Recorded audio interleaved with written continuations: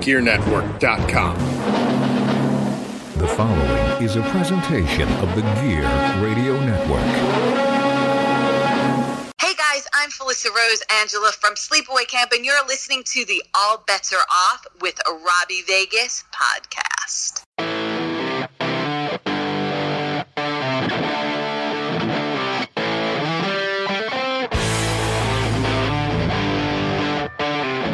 What's up, rock soldiers? This is the rock star Robbie Vegas with another brand new episode of the All Bets Are Off podcast. Today we are doing our first check-in episode with Toni Hudson.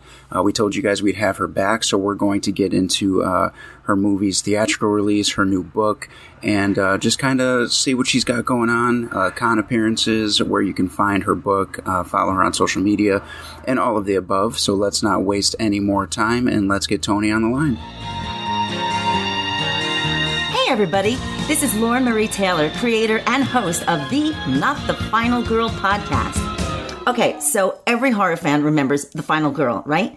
You know, the one who can outrun and outsmart the Jasons, the Michaels, the Chuckies. I think you get it. But what about the girls and, the guys who met with an untimely end? Those of us who were tortured and tripped, dragged and killed. Don't we deserve some props? As Vicky in Friday the 13th Part 2 and Sheila in Girls Night Out, I know what a drag it is to succumb to those masked and wardrobe-challenged killers, to not be the final girl. On my new podcast, I'll be chatting with other women of horror who share the same fate. Special guests include those final girls as well as the writers and directors who created our characters, only to give us an early expiration date. And if they play nice, we'll let some of those crazed killers of horror tell their side of the story. So join me, Lauren Marie Taylor, on the Not the Final Girl podcast. Be sure to hit that subscribe button so you get the alerts when the episodes drop. Thanks for listening. Keep your doors locked and stay out of the woods.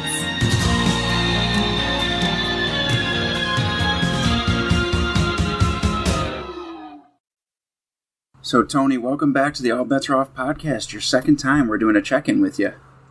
Yes, hi. Thank you for having me, Robbie. It's good to be here. Of course. So, we're going to jump into a few different things. I do want to get to your book, but before that, I do have a quick question. With it almost being spooky season, are we going to see some appearances at cons from you? Well, I just, no, I don't have anything on the books, believe it or not. So anybody listening that has a con that wants, a horror con that wants me to be involved, I'd love to go. No, I just did nights, Southern Nights in Atlanta. Okay. It's 80s people that love Knight Rider. Oh, so I was just in Atlanta and did that event. It was great. Catherine Hicklin was there. And the guy that invented the Knight Rider car, the kit car, and that was just Mike Chaffee, I think it is. And and he also invented the DeLorean in the Back to the Future movie. But the horror world, I don't have a con set up yet. Okay, well, I have a feeling that that's coming. Okay, good. No, I'd love to. It's so much fun. Surprises me the things that people have and that they want me to sign, or, I mean, like at the Knight Rider event, someone had made up a mock-up of a car manual, a kit car manual. That's awesome. And so, really interesting things that people come up with. What stands out at those cons, at least as far as the things that you've signed that, you always will remember? Like, what's one of the coolest things that you've signed that you're like, oh, this is above the rest? Well, someone's car. They do have, they make a kit car, they make a Knight Rider van, the A-Team van. Yeah. And I'll be somewhere, and they'll want me to sign the dashboard or the trunk lid or something. So, yeah. Wow. There's people out there driving around with your name all over their car. And the homemade costumes and, machetes and knives and chainsaws for Texas Chainsaw Massacre, Leatherface. Yeah. They make their own chainsaw or their outfit, and I'll sign the apron or, like that. Really cool. They're very creative. Oh, that's awesome. So now I want to, since we're doing the check-in with you, you did mention before we started recording that this was good timing. And the reason it's good timing is because you just released a book, right? Mm-hmm. I did. So, yes, I did. How long were you working on this book before this release? I would say actually a couple of years, because it was over the course of dating. Okay. So the actual writing of it over a couple of years. The collecting of the material, about 6 or 7 years. I had never really been single as an adult until I was in my 50s. Okay. So, the online dating thing was quite new. Yeah. And I had never done it. And so I got the cojones to do what the youngins do and go online and start dating. So I went on Tinder, I went on Bumble, I went on Match.com, even did a commercial for Match.com. Did you really? Wow. Yeah. But I started making these little voice memos as I was dating, because I wasn't dating to find the next husband. Yeah. I've had a few. I was dating. I'd already collected that collection. I'm moving on. And I was moving on to me. I was trying to figure out who I was. As a single woman, as an adult, because I'd been married back to back for 30 years. Oh, wow. 13 and 17 years in 2 different marriages, 3 kids. Yeah. And so I was just basically the nurturer, the supporter, even though I did work, but I basically I'm kind of old-fashioned that way. So I was single in my 50s, and I started dating, and I would do these little voice memos on my phone after the date, just to remember the date. Yeah. I'm talking over 6 or 7 years. So there might have been 25, 30 voice memo dates. Yeah. So at one point I listened to it years later, and then I thought, because I'm a creative, and I use my real life experience to create my art, and so obviously it just made sense then that I put them all down in a book called Tinder Love. Mm-hmm. That's a collection of sexy diary stories. Now, the reason why I say sexy is because it is erotica. I had no idea that I could write erotica. I didn't read erotica. But while I was dating, there's this thing that happens when people are attracted to each other called sexting. Mm-hmm. Mm-hmm. So it's basically like shorthand erotica. And what I found out is that I was really good at it. I know, strange conversation to have over your first dinner date, but people would say, the things you write and how you say it, and oh my God, it's so, it's beautiful but sexy, but then funny and very human. And so these stories are basically real.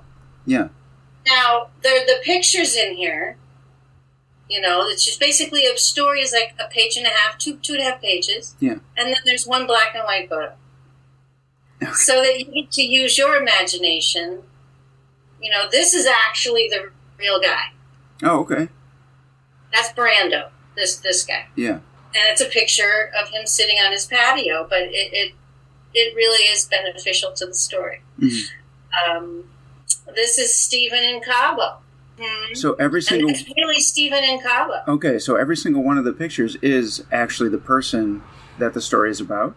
Or, for the viewers and the people listening, or he's a really good friend. He's a photographer in Kentucky. And I said, hey, I love this picture of you and I in the mirror in your wife's and yours master bedroom. I'm writing a book about dating, and he knows my story. And so he said, absolutely, I will be your Johann.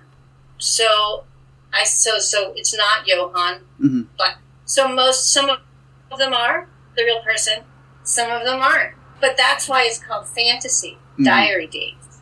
So I infused a little bit of fantasy. Yeah. This is Chris loving on his pussycat, right? Yes, of course. Why not? Why not?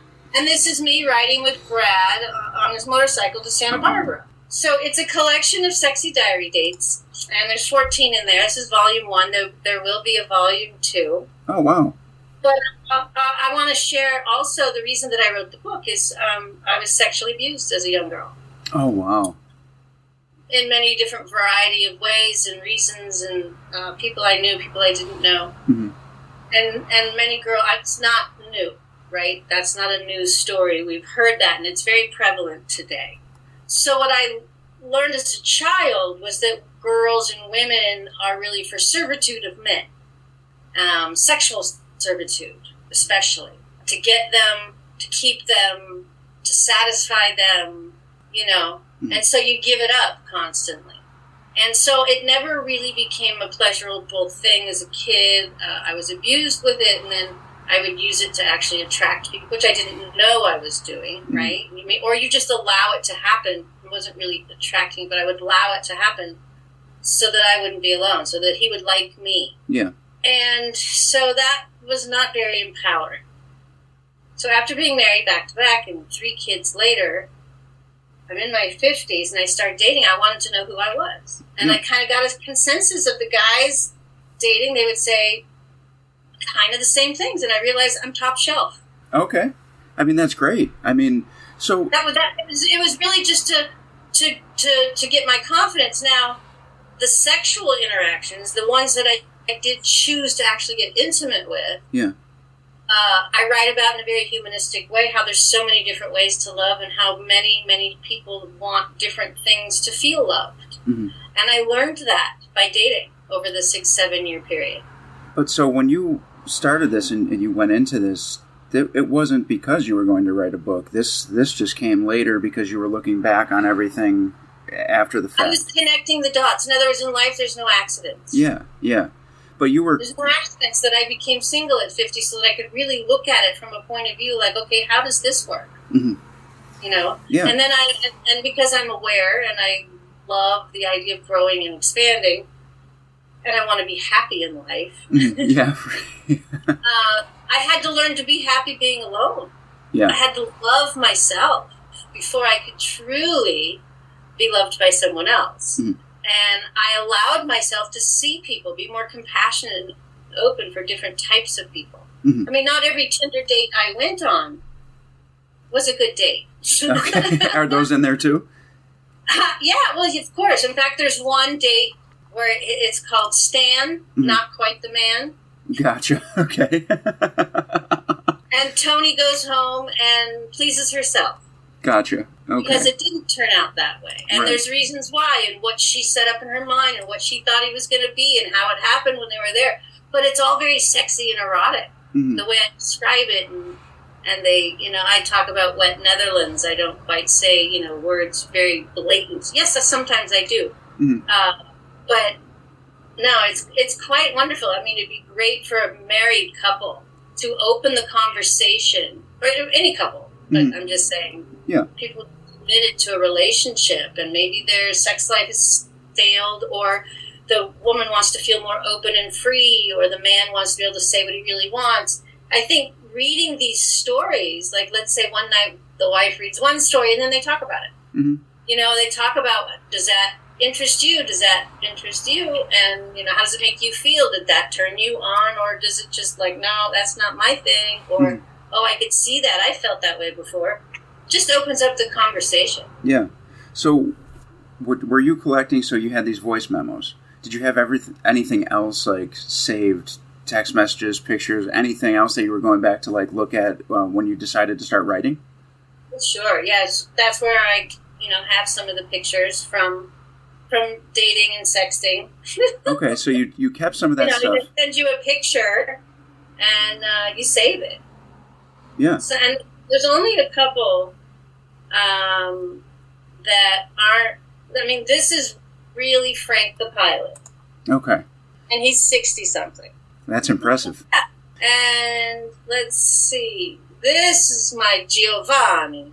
He's the documentary filmmaker that invites me up to his Hollywood Hills mansion that has a view of the city on his wraparound deck. Then he wants to do some nude sunbathing with me after lunch. After lunch, of course, because you have to eat first. Of course, he's an Italian. He's got to cook for me. That's right. So every character, this is the dude with a tude. Mm-hmm. He's from New Jersey. What's walking here? That's where the tude comes from. And he's a young wannabe writer. Mm-hmm. So when do you decide that you want to make a book out of this? You just went back one day and you were just kind of revisiting these things, and the idea just hit you. How does that happen? Well, yeah, I would share them with my boyfriend now or my best girlfriends, and I'd say, "Hey, I wrote this story. Does it turn you on? Is it arousing? Is it intriguing? Would you want to know more?" And everybody's response was like, "Oh my God, these are amazing!" Well, so I just said, "Well, why not? I mean, this is not my first book. This is my third book."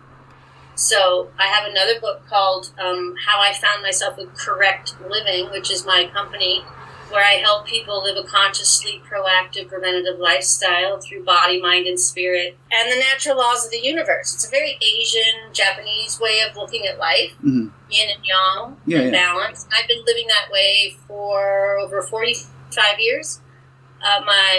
One of the husbands, his name is Dirk Benedict. He was on the show called The A-Team and Battlestar Galactica. He cured himself of prostate cancer, so he shared with me how he was eating healthy. And so I did the same thing, and that was over 40-some years ago. So I raised all three of my kids that way. I went through my pregnancies. I breastfed them all. I made their baby food. I was eating organic and kale when broccoli was still king. You know what I mean? Mm-hmm, yeah. So, wow. So I'm a long-time advocate, and so I have a whole brand that is called Correct Living, spelled Kerekt Living. In fact, I'll cover my phone number, but Correct Living. It's the phonetic spelling in the dictionary of the word correct, Correct. And I just liked that it was the phonetic spelling, because that means the correct way to say it. Yeah. So that's that, and that was the second book I wrote. And then when I was 19 years old, I was asked to write an instructional book on racquetball. I used to play semi-professional racquetball. I do remember you telling me. And I used to teach at a racquetball facility in Canoga Park and in Ventura. And so, yeah, I'm a published author at 19 for Racquetball for Women. Then I did The Correct Living. And The Correct Living is just an audiobook. Okay. And then Tender Love is e-book and paperback on Amazon.com right now. Okay, so, well, that was my next question, is where we can get Tender Love. So I don't even know if we mentioned that, but I'm going to say it right now. So it's called Tender Love is the newest book. And there we go. I just want to take a quick screen grab while you're holding that up there. Yeah. So you are going to write a part 2 to this, and you said this was good timing that we're doing this check-in. So how new is this book? Like, when did it actually release? Just a couple months ago. Okay, so it's like brand new. Oh, yeah, brand spanking new. And this is a whole nother new thing for me, because basically with acting and producing, I also did that. I produced my first film. So, and it's finally getting its theatrical release, because we were during COVID when we were supposed to get our theatrical release, but we were all homebound. Yeah. But Lionsgate distributed our movie, and it's called Charlie's Christmas Wish.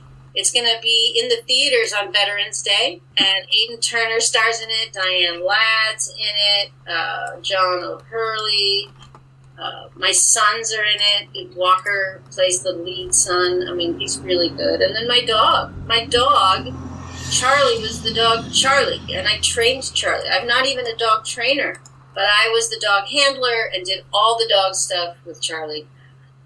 And so it was a really family affair, but producing my first movie and knowing that I can do that and take control of my career. I have a film I'm writing, which is about my story, called Living on the Fringe. Oh, great. And, it's a inspiring story, and it's a true story. So, but I set it in New York instead of California. I made her a dancer instead of an actor. I changed a few things, but it's my story, and she lives out of her car for a period of time, and has her son taken away because of that reason. She can't do her career, so she tries to do something. And anyway, it's very hairy, but it's a growth, movie. Yeah. You're keeping yourself very, very busy. So, before we keep going past the Christmas movie, that comes out this year, right? Yes, this year, Veterans Day. And then another Christmas movie I'm in called Christmas at the Great Horse Inn. I don't have any photos or anything for that, but it also comes out on Veterans Day. Oh, okay. Very cool. It's probably more like on Hallmark and Tubi and all that stuff. Yeah. I remember we talked about your movie the last time, but obviously it wasn't out yet.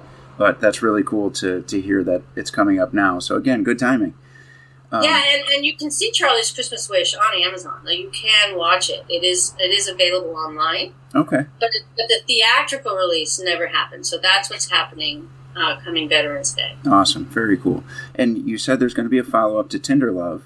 So are you already working on that? Or is that something that's just in the future? Well, no, it's in the future. But I've worked on it only because I have the voice memos. Okay. Yeah, that makes sense. So all I have to do is spend the time of spinning them into my fantasy of that date, where I want to take it. I sometimes, embellished the story, Yeah. And if there was a challenge in one of the little dates, I'm looking back at Volume 1 here, thinking that I would do the same thing in Volume 2, is the idea that, I make it work for me in reference to telling the story of evolution of human experience or connection or lack thereof or giving someone space or, whatever that, where I can use it to inspire. Okay. I would change the story a bit. This next part of our second interview here is something we didn't do last time, and it's just for fun. It's just for the listeners to get to know you a little bit and see, where your head's at with just random ridiculous things. So this is our light. My kombucha. This is pineapple kombucha. Oh, that sounds good. I love kombucha. Just throwing that out there. Okay, I might burp now. That was fun. Sorry. So this is our lightning round. I'm just going to give you like a this or that, and you're just going to tell me what you prefer out of the things that I say. So first one, New York or Chicago style pizza? New York. All right. Beach house or cabin in the woods? Beach house. Horror movies or rom-coms? Rom-coms. I know, sorry, people. All the Texas Chainsaw people are going, what? I know. Rock and roll or country music? Classic rock and roll, yes. All right, I'll take it. It counts. Morning or night person? Morning. Movie or book? Movie. All right, you're cutting through the Bermuda Triangle. You taking a plane or a boat? Plane. Why? Because I want to see it happen. All right, fair. That's I want a bird's eye view. That's right. Have you ever had that answer? I had people say plane because if it goes down, they won't remember anything. They won't feel anything. But that's it for our lightning round, and that was our check-in with you, your second time here, and we said we'd have you back to promote any upcoming things, and we did that. So keep us posted on the second book release so that we could promote it, and obviously we'll be pushing this one too since we just talked to you. But before we get out of here, and if you read the book, please leave a review on Amazon. Oh, absolutely. Buy the book and leave a review. It would really help me as an author and as an entrepreneur, as a woman who's living her life. But yeah, Tinder Love, it's $9.99 or $20 for the paperback. I like paperback. I like the physical thing. Yeah. But it's also an ebook for, $9.99. Right. But leave a review. It'd be really nice, especially if you like it. Especially, yeah, only if you like it. Well... Well, so before you get out of here, though, we just plugged the book being on Amazon, but plug where we can find you, your social media, so that if you have some con appearances that pop up, people will know about it and they can come out and meet you. And when you're doing these cons now that the book is out, do you bring the book, copies of the book to sign too? Yeah, I brought. I only brought 3. I was down to 3 copies when I went to Atlanta for the Night Rider event, and I sold all of them, and I was so bummed that I didn't prepare and bring a lot. But my Instagram, Toni Hudson 9, and then I'll go to my Facebook because it's easier when you see what it looks like. So yeah, pretty much that's me. All right, well, excellent. I really appreciate you being here. This was fun. I'm glad we got a chance to check in with you, and it was just the perfect amount of time for everything to start happening. So yeah, no, really. really, really good. And thank you. And I'll reach out if I got anything new and keep you updated. Yeah, of course. I mean, like I said, I'd love to have you back on whenever you have things to promote, even if it's just to pop on, and we'll splice it in the middle of another episode just to push it out there. So you let me know, and we'll get it done. All right, Robbie. Thank you so much. Thank you. You have a good rest of your day. All right. Goodbye, everybody. Empire State Wrestling returns Saturday, September 23rd to the Frontier Fire Hall in Niagara Falls, New York for ESW Turn It Up, featuring former WWE superstar Scotty 2 Hottie going one-on-one with the Inspiration Gregory Iron. Also, Invincible Vince Valor faces off with big-time Bill Collier in a brother vs. brother #1 contendership match for the Empire State Wrestling Heavyweight title. Christina Marie battles Taylor Rising. Also in action, you'll see the Holy Hand Grenade, James Sega, the Rockstar Robbie Vegas, the Empire State Wrestling Heavyweight Champion, the remix of Professional Wrestling Kevin Bennett, and much more. That's ESW Turn It Up, Saturday, September 23rd, Frontier Fire Hall, 6 p.m. bell time, and you can get your tickets at ESWTix.com.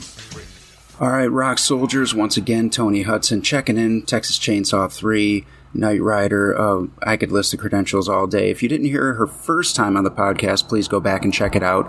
And as far as right now, you can go on Amazon and get her newest book, rate it, review it, and make sure you're following her on social media for any con appearances. Spooky season is coming up. I'm sure she'll be popping up for Texas Chainsaw. And we will catch you guys next time on the All Bets Are Off podcast.